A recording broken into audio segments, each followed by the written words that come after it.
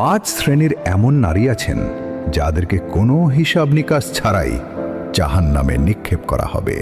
নবীজি হযরত মুহাম্মদ সাল্লাল্লাহু আলাইহি ওয়াসাল্লাম বলেছেন, আমি জাহান্নামে অধিকাংশ নারীকে দেখেছি।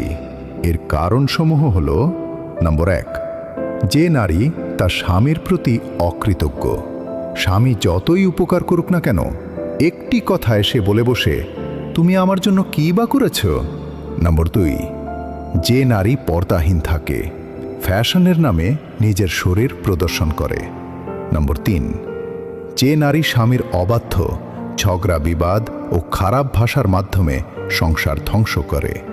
নম্বর 4, চুগলখোর ও গীবতকারী নারী, যে একজনের কথা আরেকজনের কাছে পৌঁছে দিয়ে ফিতনা ফাসাদ সৃষ্টি করে।